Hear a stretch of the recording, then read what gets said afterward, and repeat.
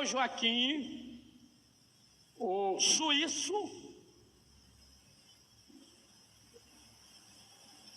estava à beira da estrada, esperando carona. Quando veio um tempo... Por que não pode dizer suíço com esse nome? Pode, ó. O senhor Manuel Joaquim, suíço, natural lá. Ele estava na beira da estrada, esperando uma carona. Precisava ir para a cidade, mas não vinha carona nenhuma.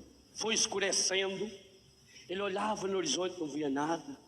De repente, além da escuridão da noite, as nuvens foram se acumulando, que ele foi ficando escuro e começou a chover.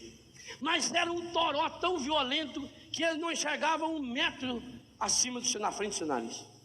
Apavorado, ele começou a rezar a Nossa Senhora de Fátima, na santa de muita devoção da Suíça, pedia a ela que ajudasse, que aparecesse ali na frente dele um automóvel, alguém que pudesse lhe dar uma carona.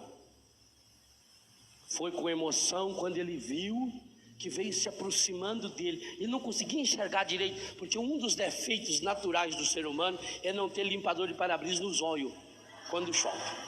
Talvez seja para que você, quando chove, não saia nem na rua. Aliás, foram esses mesmos suíços que inventaram o limpador de para-brisa. A única coisa que o brasileiro fez foi colocar fora do vidro, porque originalmente ele tinha feito do lado de dentro. Então ele ali, de repente ele vê que está chegando perto dele um automóvel. Aquele automóvel vinha devagarinho, devagarinho, devagarinho. Ele não deixou nem o carro parar.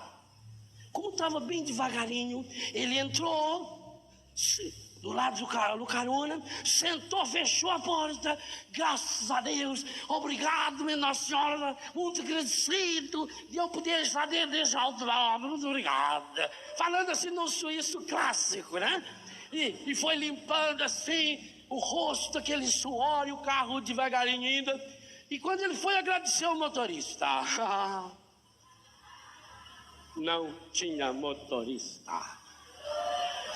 As pernas daquele senhor começou a tremer. Ai, meu Jesus, minha Nossa Senhora, estou num carro mal assombrado.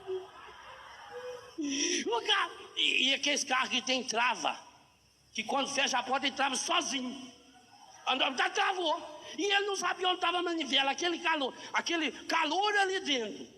Chuva lá fora, escuro, aquele farolzinho muito fraco, ele não via nada, e o carrinho, ele falava, meu Deus, quem será que está lá no seu automóvel? Quem começou a rezar? Liberta, mas eu nunca mais lembro para que eu fui entrar naquele carro, para que eu fui abrir a porta, eu estava desesperado. E o carro indo, de repente, naquele soslaio da luz, num relâmpago, ele viu que estava numa descida. E o carro começou a pegar a velocidade. E ele ali tentando frear, não tinha freio. Não era carro de autoescola já tem freio do outro lado também. E ele ali, ai, para. Tomara que para. E o carro vai pegando velocidade. E mais um relâmpago, e ele vê uma pirambeira lá embaixo.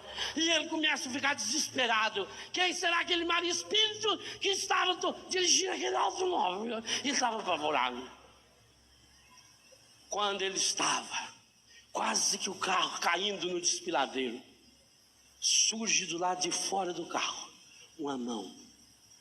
E aquela mão pega o volante e puxa. E o carro...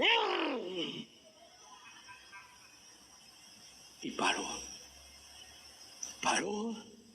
Ele abriu aquela porta e saiu chorando e não olhou para trás. Você numa situação dessa... Surge do nada uma mão. Não esperou para agradecer. E ele foi feito um doido, e correndo naquela tempestade. Quando ele viu uma luz acesa, ele ficou feliz da vida.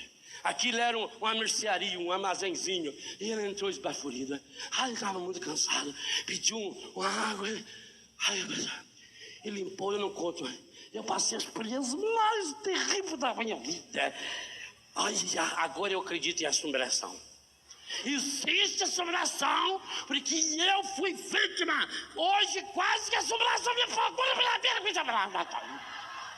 Eu estava na beira da estrada.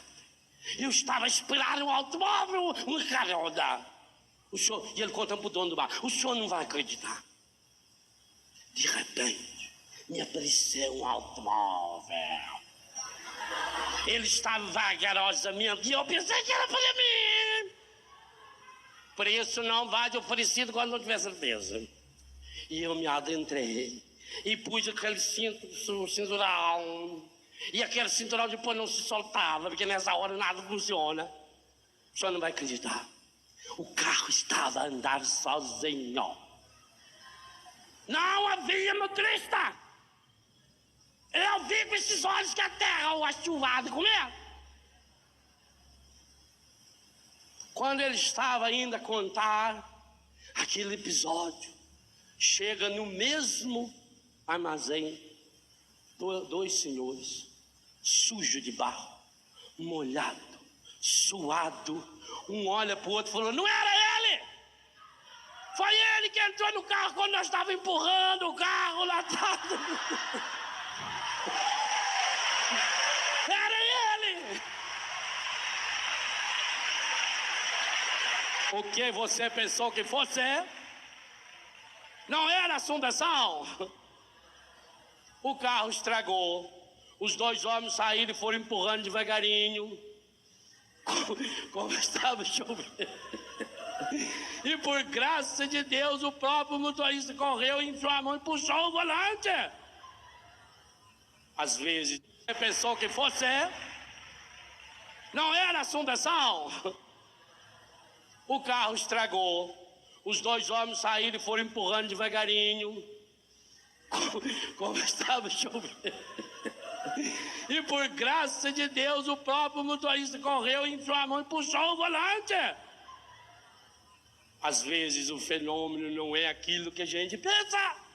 Essa é uma tática do encadido. Então, primeiro ele escurece a sua visão. Ele faz com que você não enxergue. Você dá graças a Deus que apareceu ali aquele bendito carro que ia salvar você e quase você morreu naquele carro. E você já pensou que fosse forças? Não. Ele reduz. Ele faz com que você torne-se cego e cega para as outras árvores do paraíso. Marido e mulher, quando se deixa iluminar, ao contrário, apagar o facho da sua luz, começa a olhar árvore isolada. Eu não vejo mais as qualidades da pessoa. Eu não vejo mais os valores que a pessoa tem.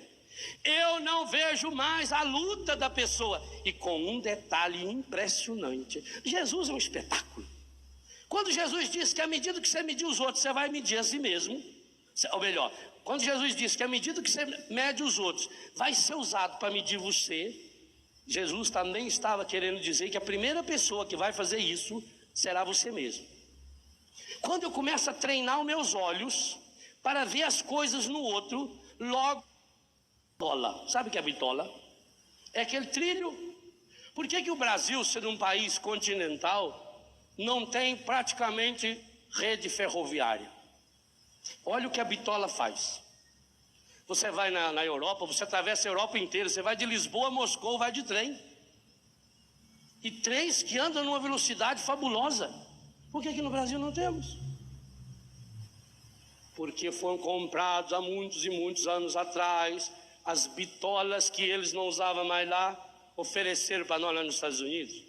Ofereceram ao governo. Como o Brasil emprestava dinheiro, uma parte do dinheiro que emprestava vinha em máquinas, em trilhos, e vieram aquelas bitolas menores. Toda a bitola dos trens brasileiros são mais estreitas. Sendo mais estreita, o trem tem que ser menor. Tem que andar numa velocidade menor. É questão de eixo.